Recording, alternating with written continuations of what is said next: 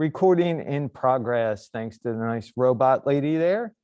So today is our last lecture. Project 7 is due tomorrow night. So this is a good chance to get some last minute critiques, either in lecture or in lab. Hello, Balin. Hello. So either in lecture, in lab, or also chance tomorrow on Discord. So just a reminder, Project 7 due tomorrow night, which is the 27th before midnight. I will have office hours tomorrow from 10 to 4. Actually, I'll probably be on there closer to 5. Frank will be doing the Zoom online open lab, which is optional. Don't forget, it's always optional for online and campus students. It's an additional kind of help that we offer, just because if we get more than one person and we all want to share the screen, it makes it a lot easier than trying to do it on Discord.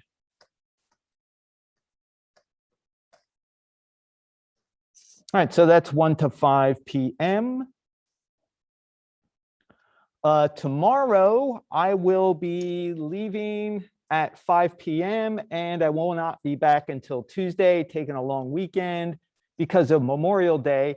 So if you think there's a chance that you may not be able to submit your assignment on time, request an extension. If you don't use it, great, no harm, no foul, but at least it's there as a safety barrier. If for some reason you still missed the deadline, haven't requested an extension, don't panic. When I come back on Tuesday, if I'll check my email, my messages, I will grant any exception requests. We will go by the timestamp of your files. So as long as you have your files done, either before the deadline or like the very next day, you're not going to get penalized for a long weekend. So just remember, keep working on it, finish it. Just sit tight, hang on to it. This way you can submit it to FSO, complete the activity. FSO is happy, we're happy. Everybody wins. So have a great, safe Memorial break.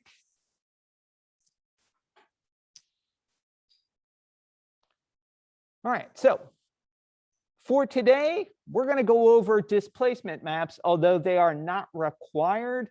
They are a good piece of information to be able to use and know they exist, how they work, because they exist in some form in Unity, Unreal, pretty much any 3D application.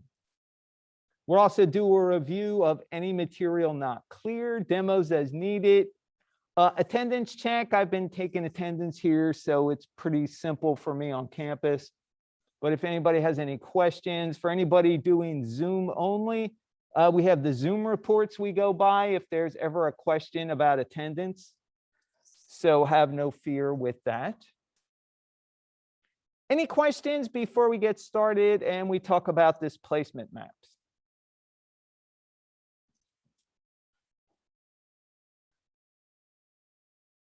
All right, Cody, no questions. Diamond, Josh, Tiana, Zachary.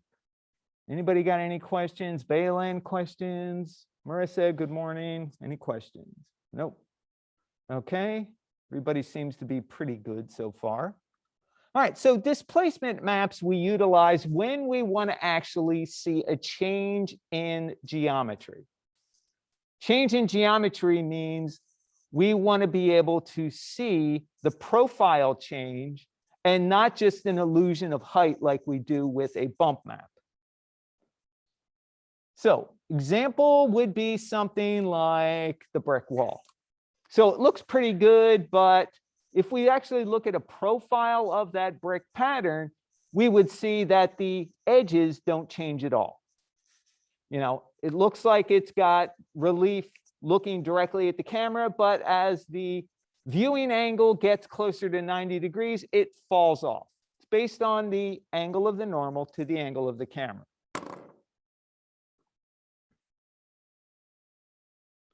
So let me see, which is the best way to do this? Well, let's do the slides and then we'll go in and actually play around with the displacement map. All right, so allows you to change the geometry of your surface at render time, similar to an opacity map. Opacity maps do not make any geometry invisible until you actually render them. So unlike bump maps, which we plug into the geometry section of the material, we plug displacement maps into the shading group. So when we create a material, we automatically get a shading group. And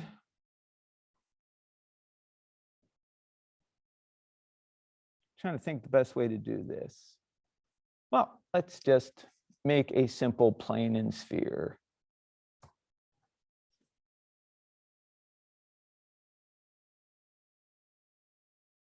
Just going to pull that up out of the ground so it sits on it. And I was originally going to put a dome light in, but I really don't want a dome light only because it's going to show me a background, and I want to keep that background empty so we can actually look at the alpha channel when we go to render. All right, so going to assign a separate AI standard to the ground plane.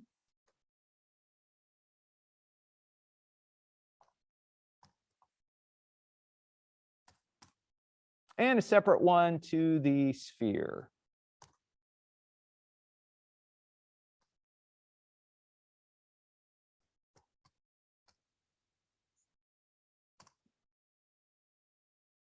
All right, so on both of them, for now, we'll keep the weight up. It doesn't really matter. I'm going to change the base color to the base color value to 0.18.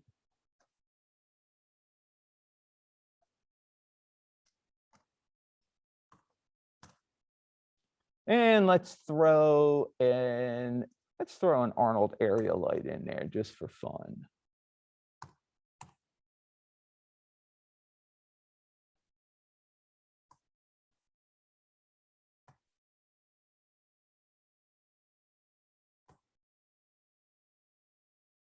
And let's crank it up. Why? Why not?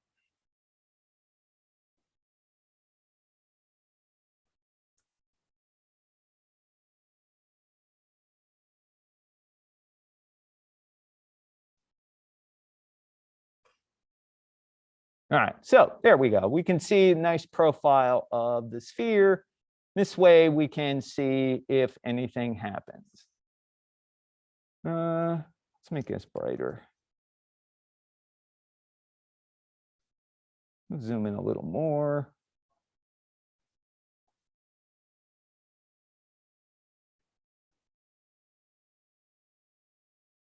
Come back. There we go. Alpha. Rather just do alpha that way. Okay, so that works. All right, so there's our default. Just going to keep that for fun. And let's throw, what I'm going to do is use my sphere as a guinea pig. I'm just going to throw one of Maya's procedural textures on there, something that you could easily do. So that's going to go into the base color. Actually, no, we're going to do it in bump. Change my mind. No color, just bump.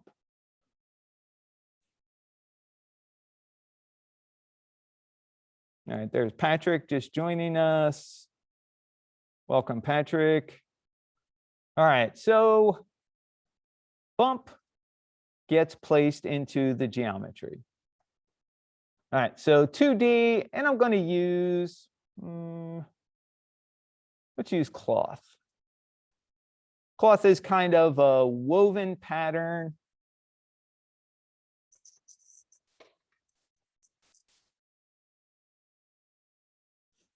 And if you look at the cloth pattern, it's got, one swatch in U, one in V. The one in U is whitish, the one in V is gray. It's meant to look like they interweave each other with a black background. All right, so that's what my bump looks like by default. So if I take a look at the profile, notice my profile has not changed between my initial render, where there's no bump, and my render where there is bump. So we can see it is all illusion. And I haven't done anything. I've just adjusted. Well, actually, no, I haven't adjusted anything. That is the default amount of bump, which, by the way, is always too much. But I'm going to leave that there just as an exaggerated example. All right, so there's bump. What I'm going to do here is let's get rid of the bump. If you assign a texture to a material, or could be any kind of map, it doesn't have to be a texture, and you find, oh, I made a mistake, I didn't want to put that, I want to change it, you can always remove the connection by right-clicking on the attribute name. So for example, bump mapping, if I right-click on top of that, I can break the connection. Once the connection is broken, I re-render. Now it exists as it did before I had the bump on there. All right, so now let's go into the hypershade and look at our network. So there's my sphere. Let's graph it. So you can see my bump network is gone.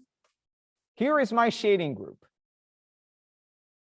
Now, the reason that we plug displacement maps into the shading group is because the renderer needs to know that we are altering tessellation on the geometry. Tessellation, or the amount of triangles and the way they're calculated to conform to a file. All right, so you'll see when you graph the material, you always get an SG, which stands for shading group. So when you click on the shading group in the attribute editor, you might need to go to the tab.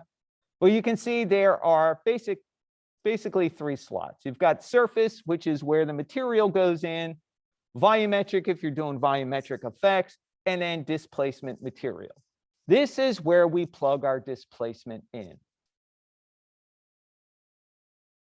All right, now, displacements work a little bit like bump maps. What happens is you find the file you want to use as a displacement, plug that into the displacement mat section of the shading group, and it will automatically create a displacement utility for you. Kind of like the bump map. You plug a file in, it gives you the bump utility. All right, so displacement utility will basically, the file goes into displacement. It's kind of like it going into the value of the bump. And then we control the amount of displacement with scale. So displacement's already going to have a node in it. That's going to be your file node, what you want to use as a map.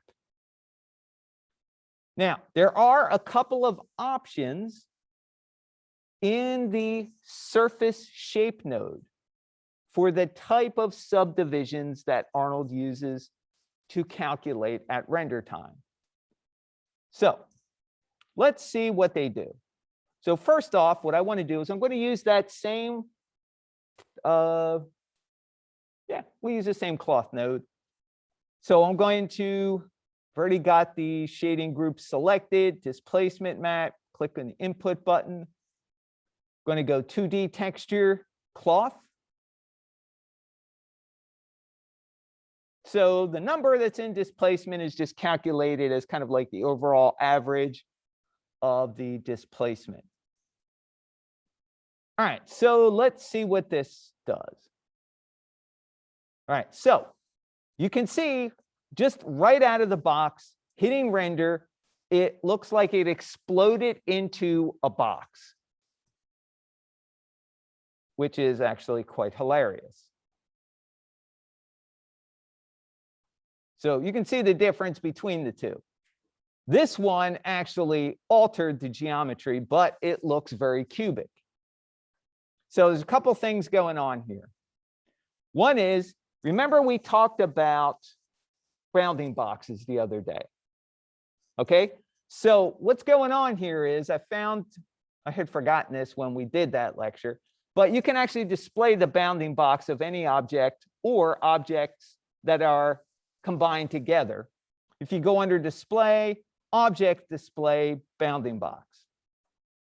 So that is the bounding box of my sphere. Remember, 8 points can define the shape of anything in your scene.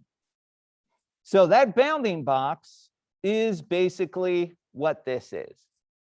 It has reached the limits of the bounding box and stopped. So there's a couple of ways we can get around that.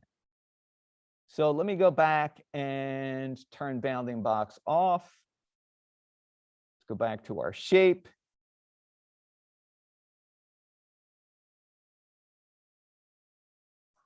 And let's do this. So far, this is our network right here. You can see in the shading group, we've got the displacement shader, we've got the cloth, and we've got a place 2D. So I haven't done anything to adjust the amount of displacement. What I want to do is address why we're limited to the bounding box shape, because there's going to be times when you want your displacement to go beyond the bounding box of your object. So for example, if you're trying to do a set extension and you've got a flat plane with a lot of subdivisions and you're trying to use a file to generate a mountain or a range of mountains, well, you're going to go way above the bounding box of that plane. So what you need to be able to do is tell it, I need to go beyond the bounding box. And you do that by going into what's called the shape node. You guys should be familiar with shape nodes from modeling. So under shape node, we want to go down under Arnold.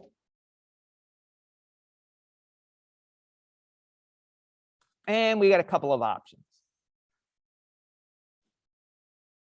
So under subdivisions, we're not quite there yet, but what I want to address is this bounding box issue. All right, so it's under the displacement attribute. So here's the subdivisions. Right now, we don't have it doing any kind of fancy subdivisions. Here's the displacement attributes, and there's our bounding box padding, which means 0 is it conforms to the shape of the bounding box. So if you give it 1, it should allow it to go beyond the bounding box limits. There you go. So now we just leaped beyond the bounding box limitation.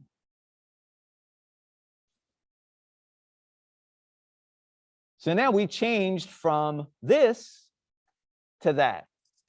So we've actually gone well above the bounding box. Now, it looks kind of crappy because we haven't told it any subdivisions that we want to do. So let me save this so we can have that as a point of comparison. And this is where we go up to the subdivision sections. Now, I've done a couple of tests, and personally, I find that the Catmull, or they call it Cat Clark, Ed Catmull, and I forget the other scientist named Clark. Ed Catmull, many of you probably don't know, but he's the kind of guru behind Pixar. He started Pixar, he started RenderMan. He is a computer scientist and an artist, one of those people that has both feet in, or a foot in both worlds. He has come across, a lot of issues in his time, writing code, creating the render engine. He's also the guy that did Disney's Hyperion engine, that's based on the RenderMan engine, but altered to give a Disney look. Anyway, if you change it from none to Cat Clark, you can see right away that is a huge difference. Now, you could go linear if you want. Personally, I like Cat Clark. And then what we can do is we can change the number of iterations. So the iterations, kind of think of it like the smoothing levels that we have. So at 1, it's okay. If you go 2, it's a little bit better. You can see it kind of get rounder.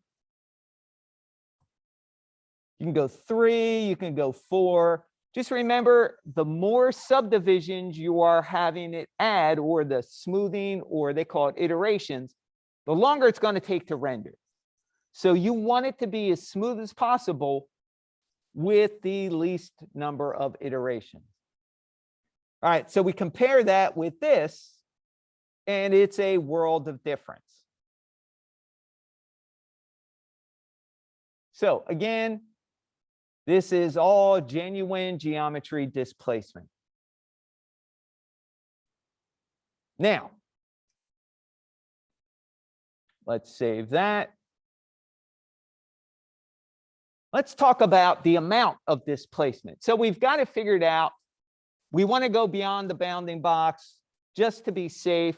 We want to have some iterations in it. We choose Cat Clark. You can go 1. Well, by default, it's 1, 2, 3, 4, somewhere on there are going to be your levels. You can go all the way up to 8. That will really kill your render time. Now, to change the amount of displacement, that's going to be in our shading group. Displacement mat, that's actually going to be right here in the displacement shader.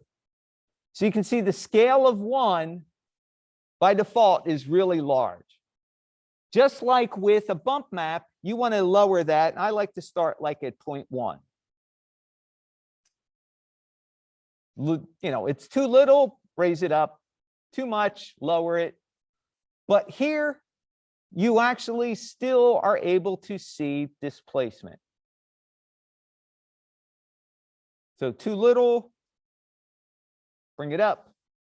Now, if you're going to do it like this, you just want to make sure that it is not going through the geometry. So you're going to have to kind of eyeball it in the render view so it sits on the ground rather than goes through it.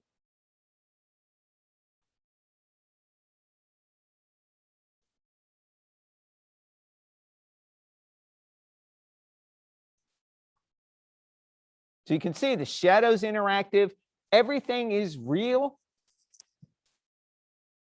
unlike this.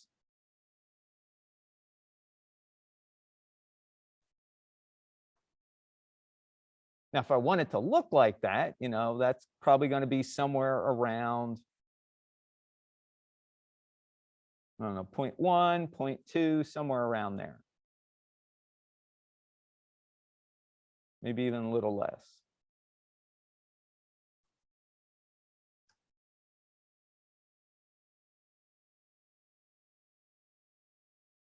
Now notice, it's really trying to fake it with the bump map. It's giving you that false shadow.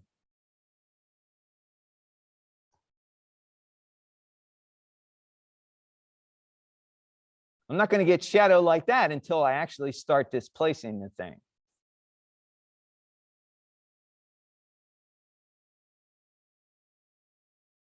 All right, does that make sense? Questions?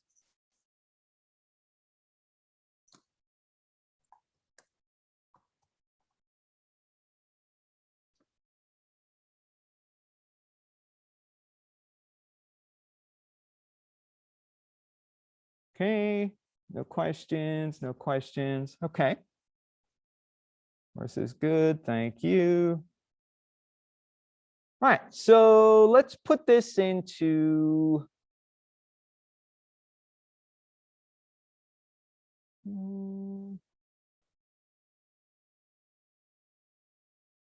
let's see.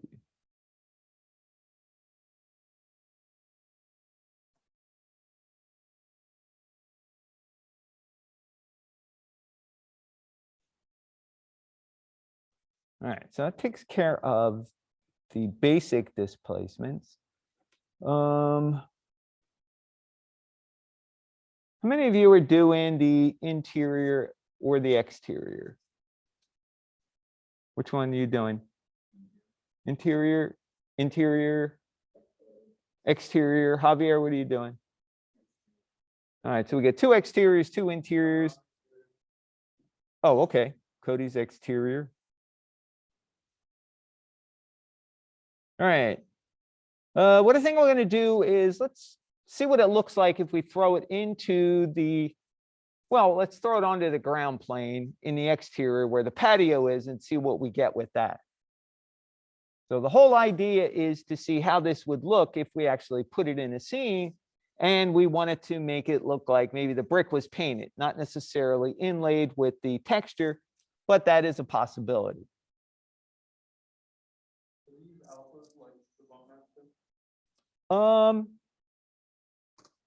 It uses value information. So yeah, what it's going to do is it's going to take your RGB color, convert it to scalar, which is value only, and use the alpha channel. What it'll do is pipe your luminance or value information through the alpha for the material or for the node to use. Is this something we can make in Photoshop or no? Oh, yeah. Absolutely. Any bump map that you have, I'm going to use the brick we made the other day for project 8. I'm going to use that as the displacement. So anything you make, it's as long as it's black and white, you can do it that way. Now, you can also bring in, if you've got a ZBrush displacement, which is usually XYZ, or you've got a Mudbox displacement, there are ways to bring it in. A little more complicated, but it takes, it will read that RGB information and convert it to XYZ. Is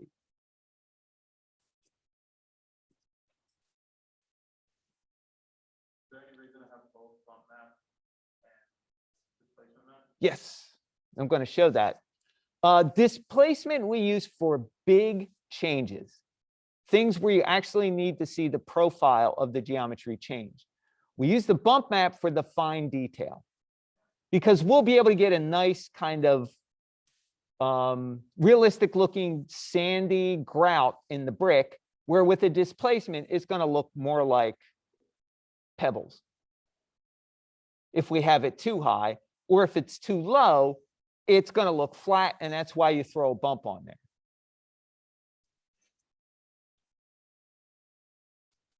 All right. Actually, I didn't close this out yet, so let's cancel that. Let's graph our network. Now you'll notice when I graph it, it looks like it disappeared. So what's going on is everything's plugged into the shading group. So you want to select the shading group, do input output of that. All right, so here, there's your alpha getting piped into the displacement.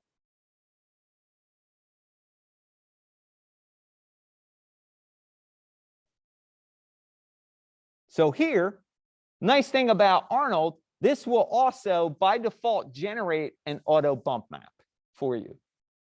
Now, if you want to take that off and use a separate bump map plugged in, personally, I would recommend that. While the auto bump looks okay, you're better off with separate controls for the amount of bump and the amount of displacement. This way, you're not locked into, you change one, they both change, if that makes sense. So auto bump on by default. Generally, I'm going to turn that off. Left it on for this demo just because it's, a good thing to know. And honestly, that cloth, there's really no fine detail for a bump to happen.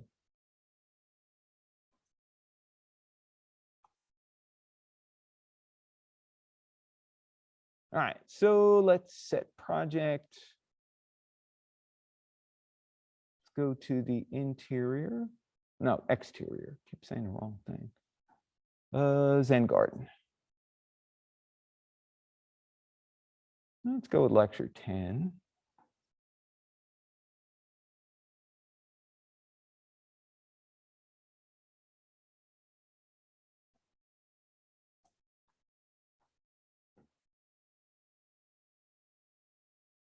All right, so what I'm going to do is assign a new Arnold standard material to everything that is the patio.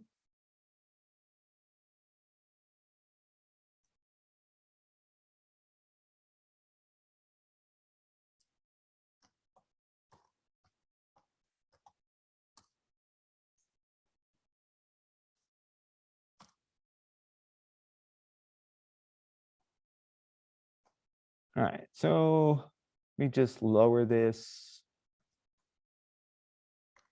0.18.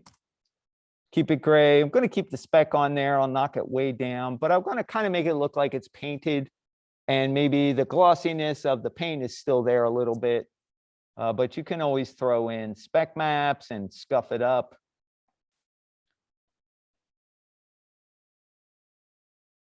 All right. So there's my material. Let's go down and, well, let's go right for broke. And let's throw a displacement on it.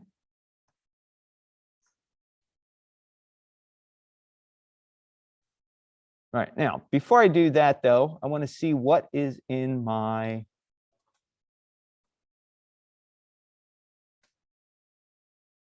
oh.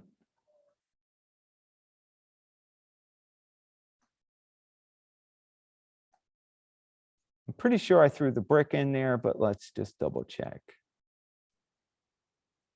Zen Garden. Lecture 8.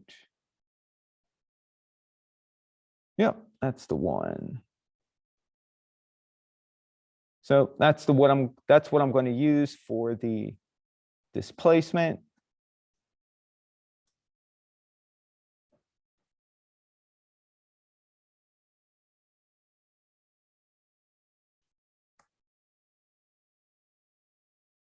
Patio brick. So again, shading group, displacement material. We're going to plug a file node in. And don't forget, the only thing we use projection mapping for is for small details.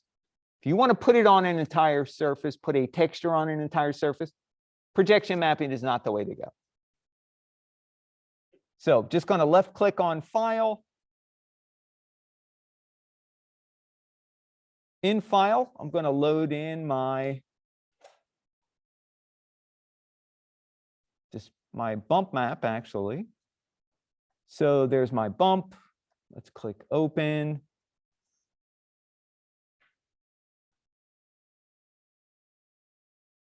Let's delete all these.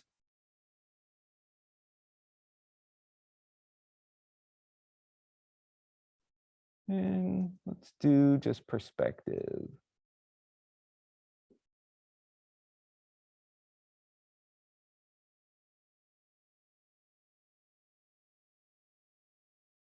All right, so we can see a little bit of displacement here, very little. So we got a bunch of issues going on. Let's stop that. So here you can see there are very, very few subdivisions here. So this leads us to another discussion. If you've got a surface that doesn't have enough subdivisions, that might not be a good candidate for displacement. You need to have a bunch more subdivisions. So usually you will either model it with displacement in mind, or you will need to retopologize it. Or you wind up choosing another surface to do a displacement with. Don't assume automatically that every single surface will work. Now, we're going to try a couple things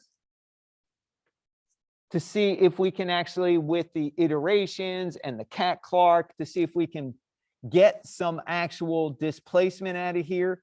But right now, that's not looking very promising. So another thing that's kind of bugging me too is they are gigantic.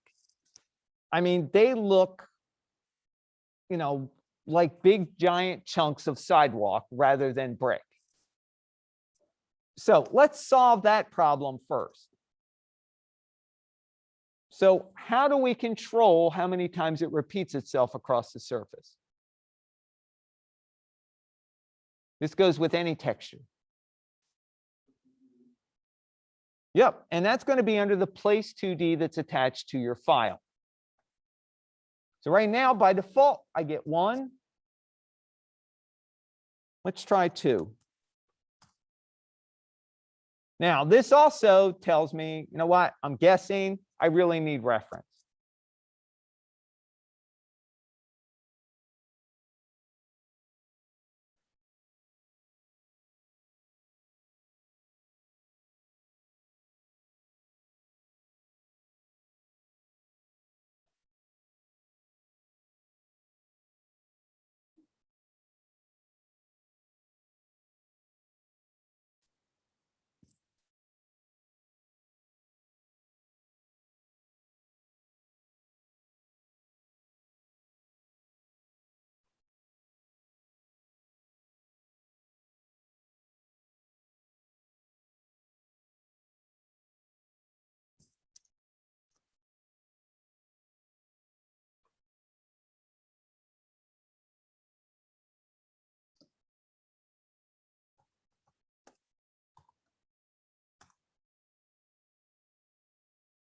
All right, so what I'm trying to do is find some reference where I've got some furniture. I can get an idea roughly how big my bricks should be.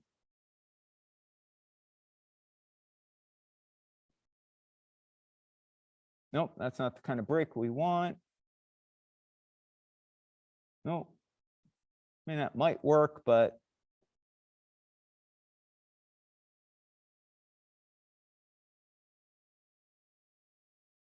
let's make sure we get a big image size here.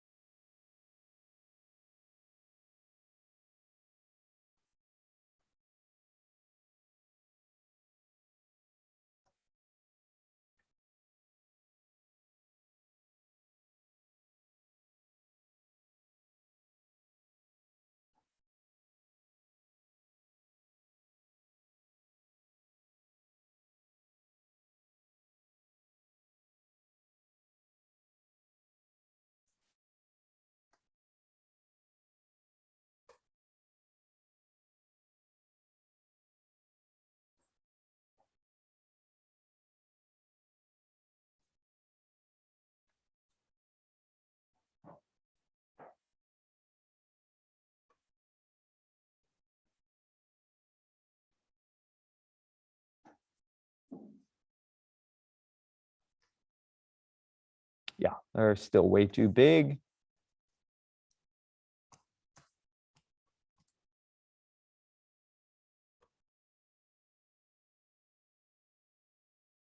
Still a little big.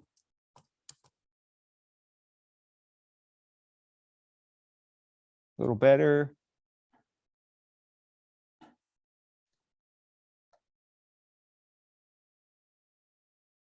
All right, pretty close for now. So that's roughly what I want to have in there. Let's see if we can actually get some life in this. Or is it DOA? All right, so right now our displacement scale is pretty big. What I want to do is let's go in and go to the shape node of the geometry. And let's see what our subdivisions look like. So let's switch it over to, there we go. All right, now for this, you can see one subdivision, it's got cracks in it all over the place. Let's see if adding a bunch of subdivisions will help. I don't know if we can bring this back to life.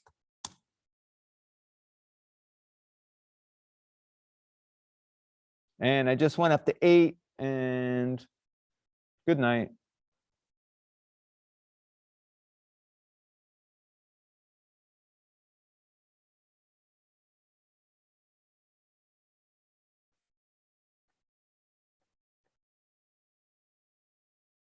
All right, cancel that.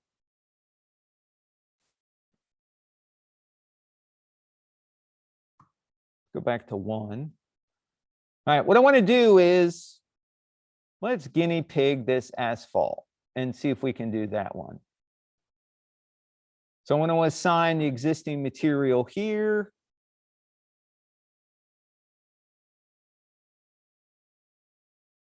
Patio brick.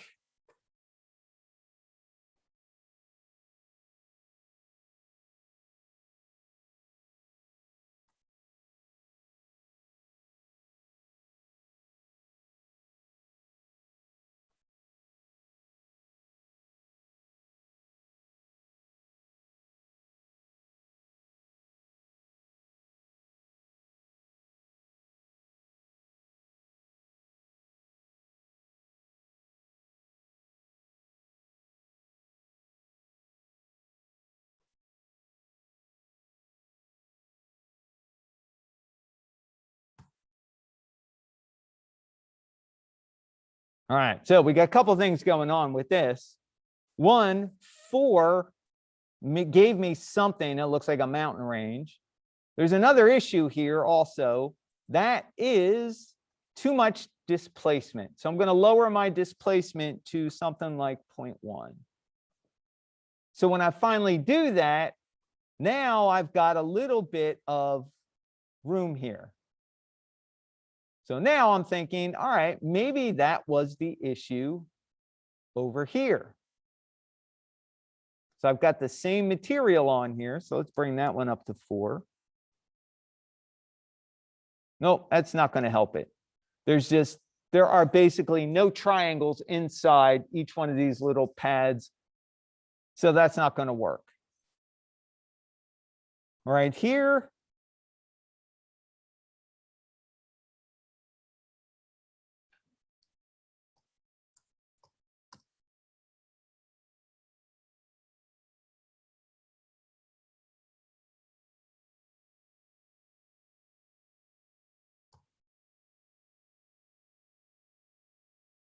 All right, so I bumped it up to 6 iterations. That's still quite a bit of displacement.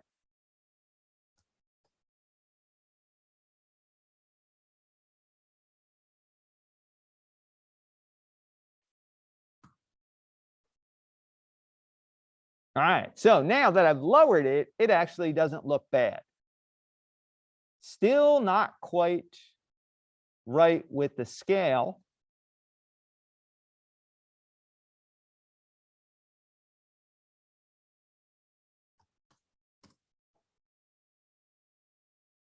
It's a little better. Now it looks like since this is a big rectangle, looks like it is stretching my texture because we made the seamless texture in a square. And we're putting it on a rectangular surface, so it's going to get stretched. So let's see if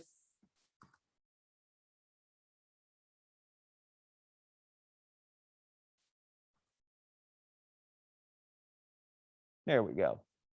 Just making it repeat a few more times in U made it look a little better.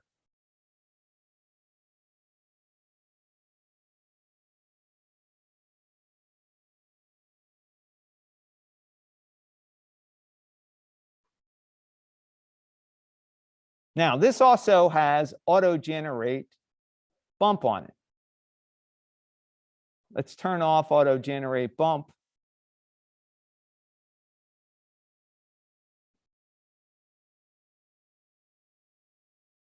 That's going to be under displacement. See if that looks any better. Yes. So that bump really made it look a lot more accurate. Now, the reason it looks much better with the bump and the displacement are giving you a twofer.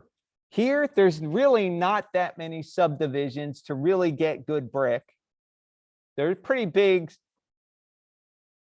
You know, you've got basically 2 triangles per rectangle subdivision. And unless I really crank this up to 8,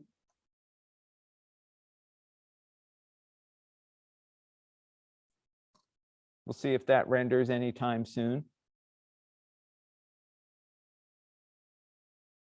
That's almost prohibitively long to render. And that's going to be on top of metal, glass, anything else in there.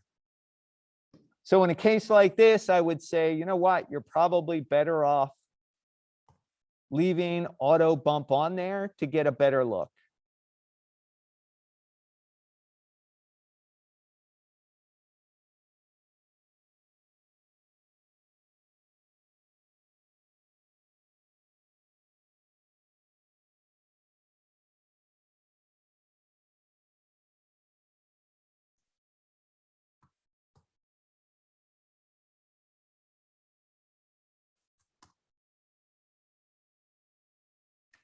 And with a displacement, just like with a bump map, less is more. You don't really want to knock people over with, hey, that's a displacement. You want it to just be enough where it matches your reference, or you get real shadows, which is really what this is about.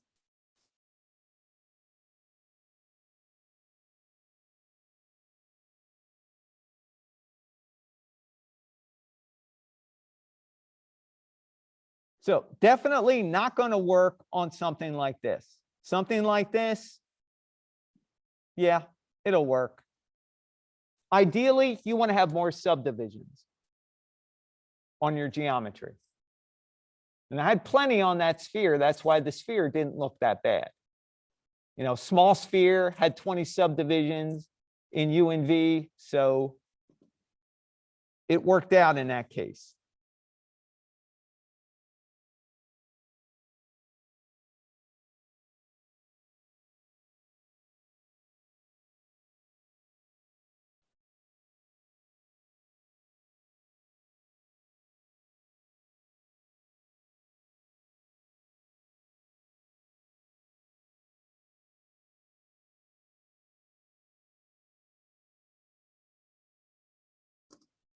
All right, questions? Does that make sense?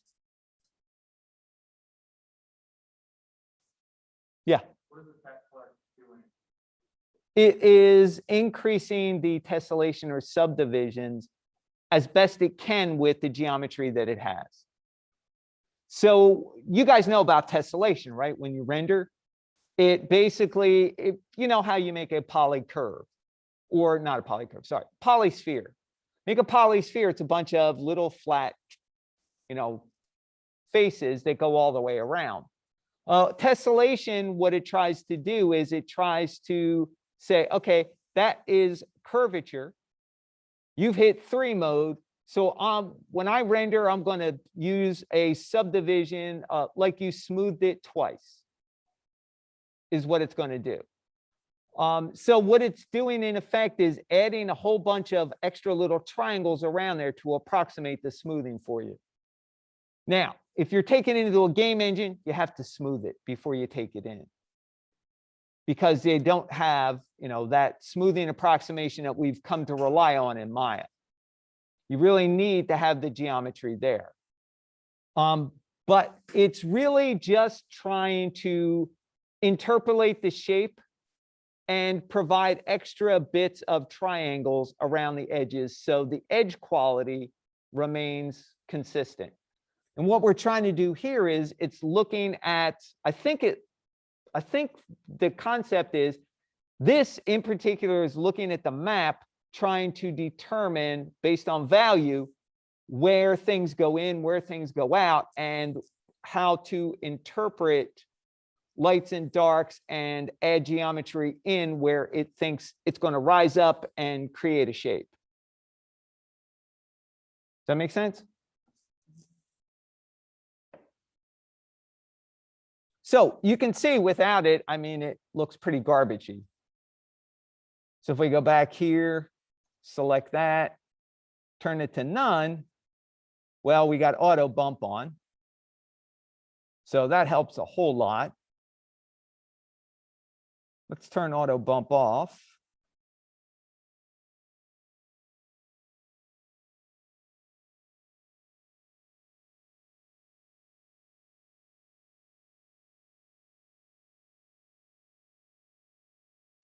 There we go.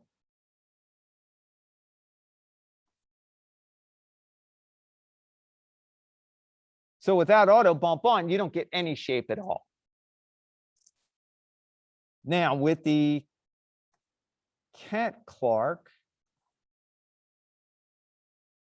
when you turn it on, you'll get, it's trying to interpret that light and dark information in a bump map and actually give you displacement, give you changes. So the more iterations you have, the more it's going back and redoing that whole section, the better it'll look, but it's going to cost you at render time. So it's cheaper to have the geometry subdivided already. That way it doesn't have to do a lot of the work after the fact, if that makes sense. Because then the renderer can go, oh, you got a lot of subdivisions here, and it's not going to rely as much on the Cat Clark.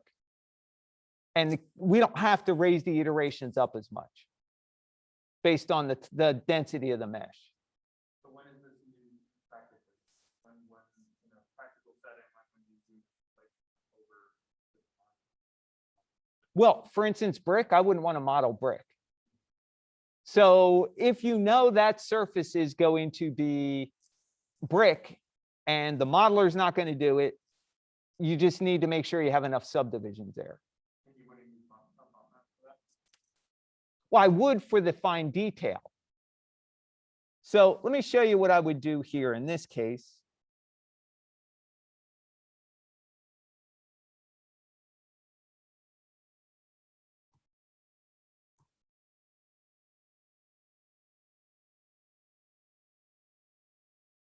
So that's kind of what's going on there. It looks like the default tessellation. But what I would wind up doing is let's go in and give this some more.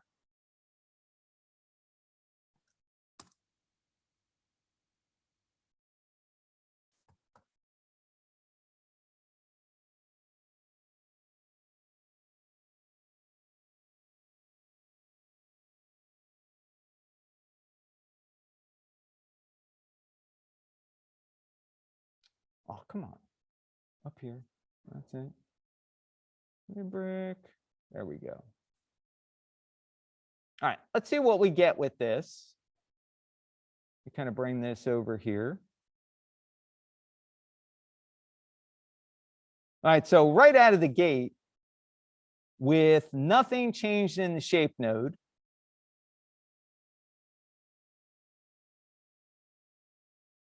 as far as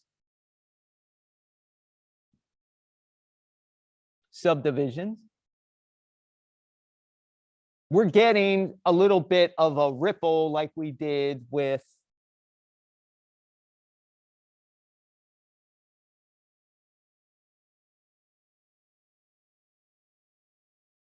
this turned all the way up last time. All right, so again, you know, it looks better, but let's throw on the cat.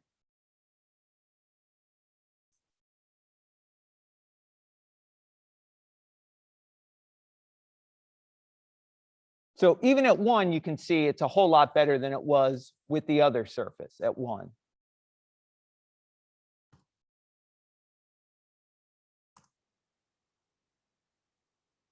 So now that, whoa, that's really high.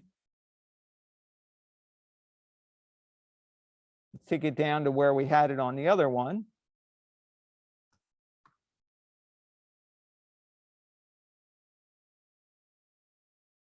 So now that's much better detail than we had. Still too much.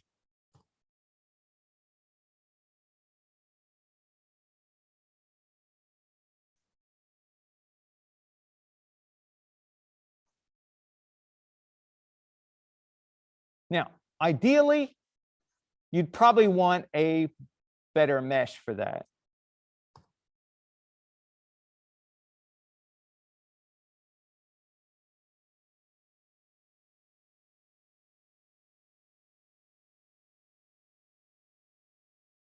So this is what I meant by you've got really big coarse details going on.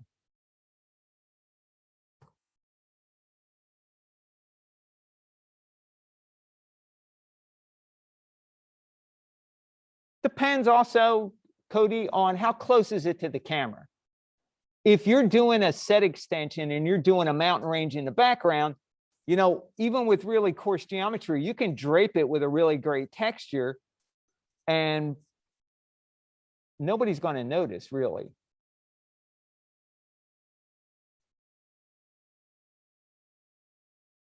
So we got a lot of stuff going on here. So this is where obviously you're probably going to want to have a bump map also. And dang it, I just hit substance. Go away. Can you animate a displacement map? Yes, you can. You would do that by going in here to scale, right click, set key. So what you can do is you can set it at 0 and then over time have the mountain range grow or whatever you want to have go on it. In fact, when I used to teach this a long time ago in modeling, I used to show that just you can do animation with it. Now, there are ways to take a displacement map and convert it to geometry, but it's really messy and generally doesn't do that great of a job. Unlike a game engine where you can bring a map in and it will actually displace it and be visible in the viewport. But that's meant to do that, whereas Maya is basically meant to do a lot in rendering, and its viewport is not that robust.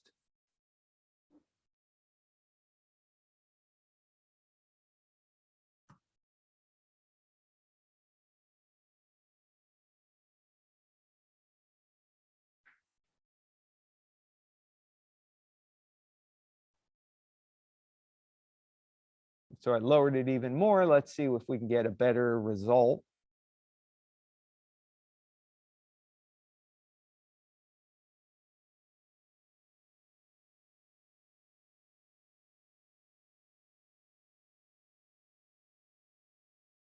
There we go. That looks a little better. More is usually to get a better displacement, you usually wind up doing less. And now you're getting real shadow. We don't even have auto bump on. So turn bump on. So does this one look better because you have more bases, more polygons in there? Yeah, I have more subdivisions. Yep. And honestly, to make this look better, if this had to stand up to be close to the camera, I probably would have doubled the subdivisions. But far enough back from the camera, throw a texture on here, you're not going to know. You'll just be able to know, oh, that's actual shadow. And the nice thing is, in the distance, you should be able to see a little bit of a profile where the bricks go up and the grout goes in. And that's mostly why you would use a displacement. Say you're doing pillars of a wall, like Full Sail's got these brick pillars outside, right? The one thing that gives away fake is having flat edges. You know, the texture could look great, the normal map could look great, but those edges are going to be dead straight. So you either have to model them or you wind up doing a displacement. So that when the camera pans over that way, you can see the bricks come out, the grout go in. And it's usually critical for profiles. Most of the time, you can get away with a normal or a bump map, unless it requires a visible profile change.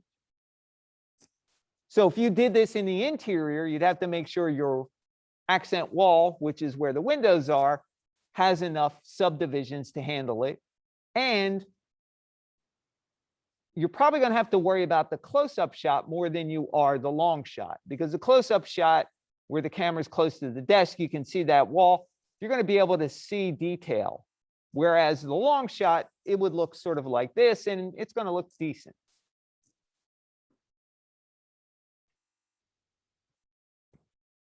All right, does that make sense? Good discussion. Thank you for bringing that up. Any questions? Anybody?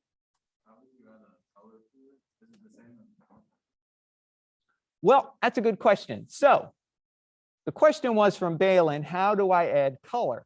And that's going to be in the material just like you would for any other object.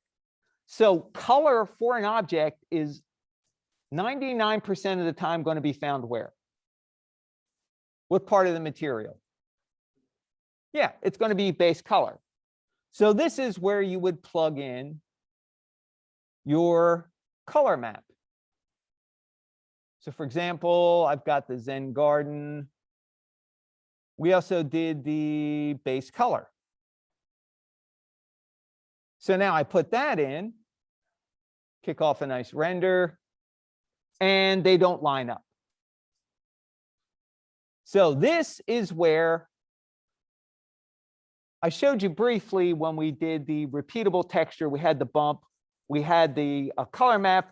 We wanted both the bump and the color map to be driven by a single place 2D. So the place 2D for the displacement is giving me that nice geometry change. Okay, but the color map has its own place 2D. I want to have this drive the color map also. So to do that, we just pull this up a little further. To do that, what I want to do is hold Command down, middle mouse click right here on this level of detail icon, and drag it over and drop it on top of the little color swatch of my file node. So hold Command, middle mouse click, drag, release mouse, release Command. Now this node is driving color, and it's also driving displacement. So when I re-render this, now they line up.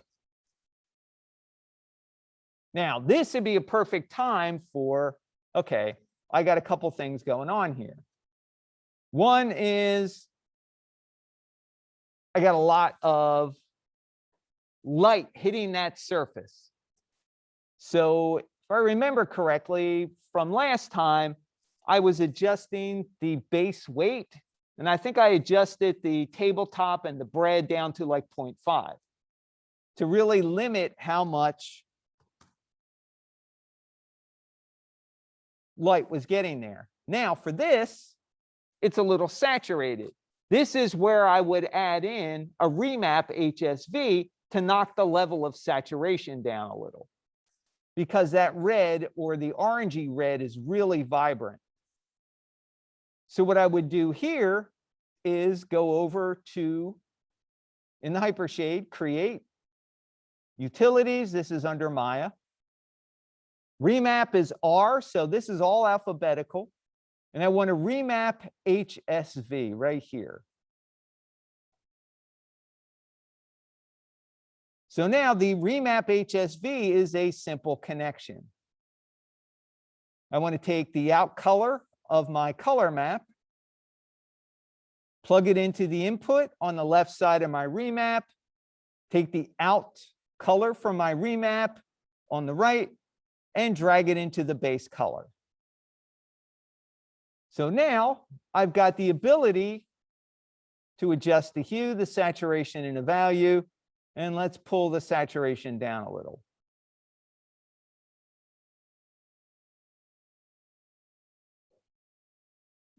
So saturation all the way up.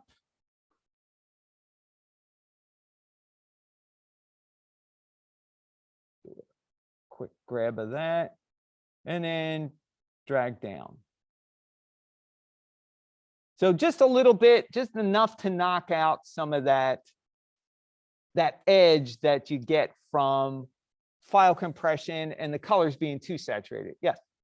How many nodes can one node drive? So like, could I have the place 2D drive base color, the bump, the displacement, and specular, and the roughness all together? Yep, you could if they're all based off of the same map. So for example, if you did it all on Substance and you were, for whatever reason, in Substance, you doubled the size of the brick that you decided to go with. You took geometry in, you doubled, you got it laid out really good for that.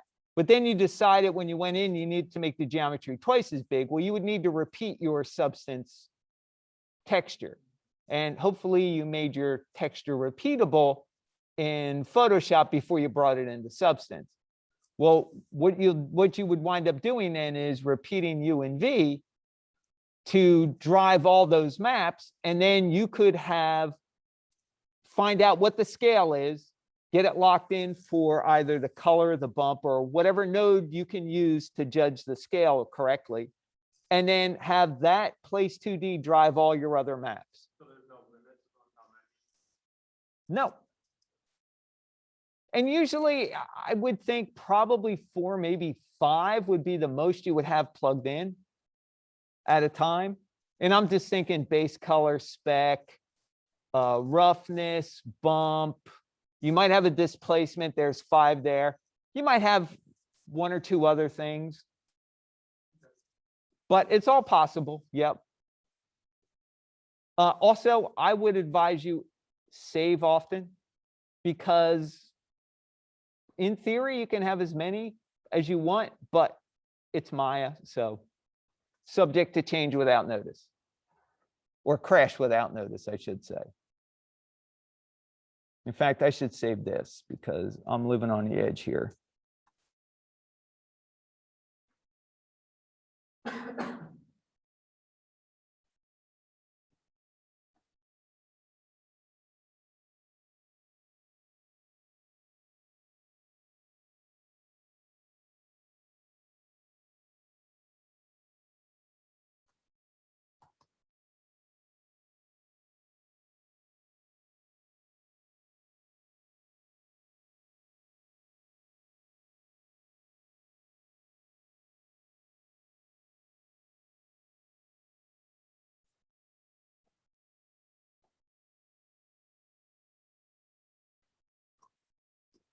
All right.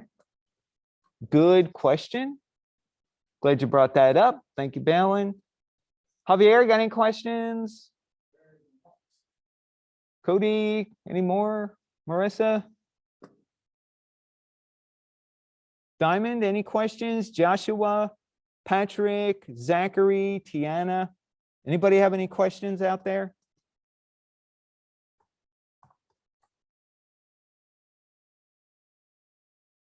Okay, Diamond's good, Zachary's good, Tiana's good, Patrick's good. All right. So let's bundle this up.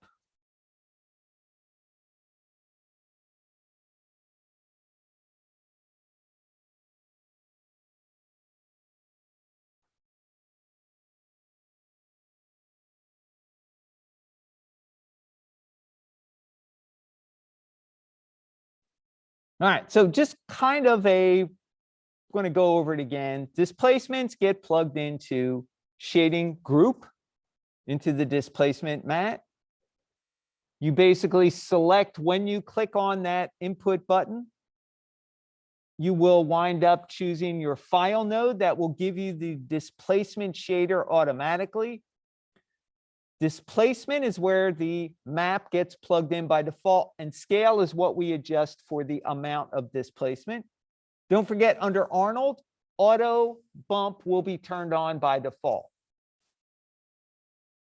When you're doing when you're doing a displacement, I personally would change the subdivisions in the shape node of the actual geometry, change it from none to Cat Clark, and change the iterations to 2 or 4 or some number that looks better than none.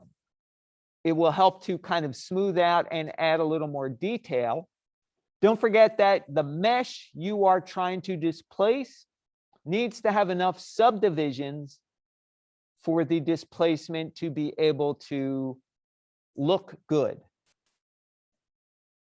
And if you're doing a lot of displacement, like a mountain range or something really big, you want to make sure if your displacement looks cut off, go into the shape node under displacement attributes and change the bounds padding from 0 to 1. That will allow the displacement to go beyond the bounding box. All right, we kind of went over the remap HSV in our past demo. Really good for just desaturating red, green, blue colors that have been compressed off the internet. Just enough to knock some of the edge off.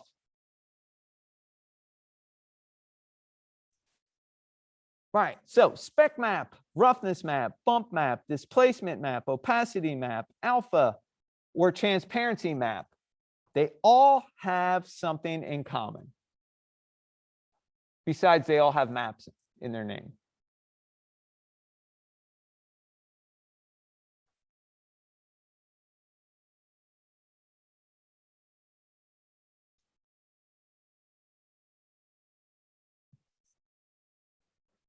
Yeah, black and white. They are black and white, 0 to 1. Some of these will use RGB, and some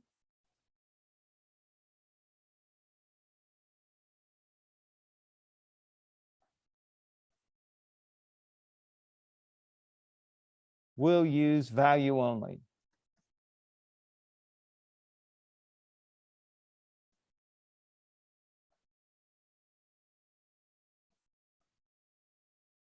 Scalar.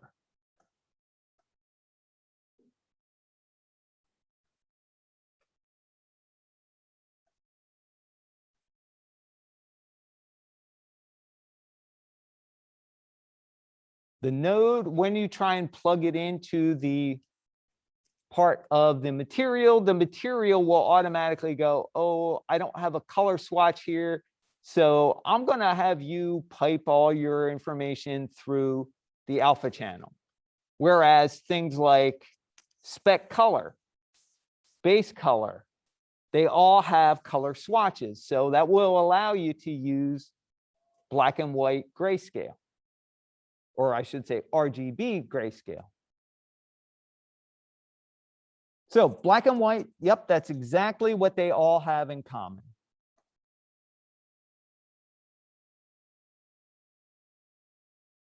All right, so for project 7, it's actually, I think it's lesson 7.3, upload your final SAL project to Discord. What we want is basically your final turn-in that you're giving to us. When you export your final template as a target, do another version as a PNG, upload it to the final project showcase in Discord.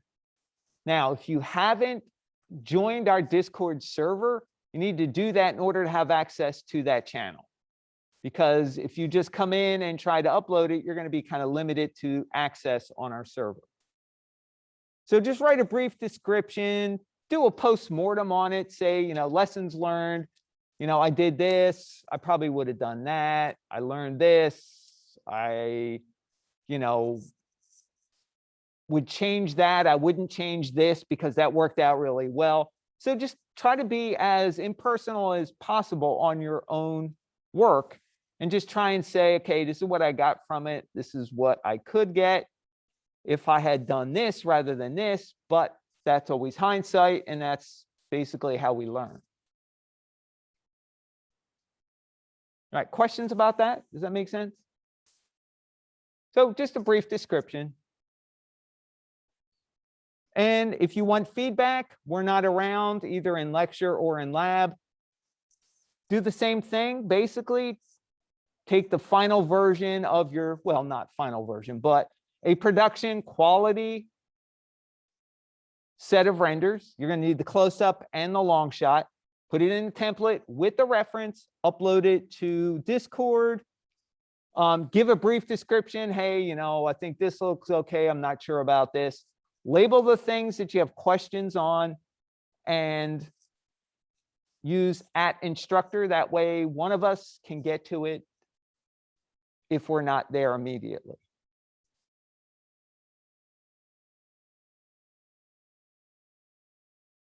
All right, any questions? Anybody have any comments?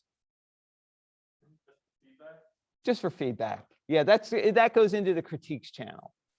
This isn't mandatory turn in. No, this part is the final version. But critiques, no, because you can get them here, you can get them in lab. If you choose to not get one, that is totally your call. But we always encourage people to get at least one critique. That way we can have a quick look at your work. And basically, we just want to see if you're on target.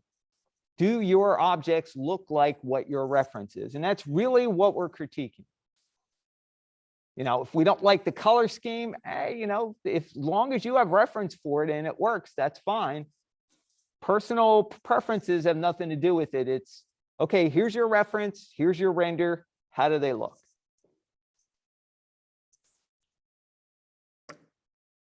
All right, so if there are no questions, let's take a short break. This will give me a chance to render out the first part, well, the only part of lecture. When we come back, we'll treat it as work time. If you want to get a critique, have your stuff ready. I will be happy to look at it. If not, try and have it done at least for Frank in lab or tomorrow when I'm on Discord and I can take a look at it. But we'll come back. We'll treat this kind of like an on-campus lab for those of you that are here. We'll treat this like a Zoom lab for those of you who are in Zoom. I will have my headset on. I'll be here, answer questions, whatever you guys need. All right, so let's come back at, well, we're going to go on at 10:20. So let's come back at 10:40. That should give me a chance to render out lecture. All right, so I'll see you guys in 20 minutes.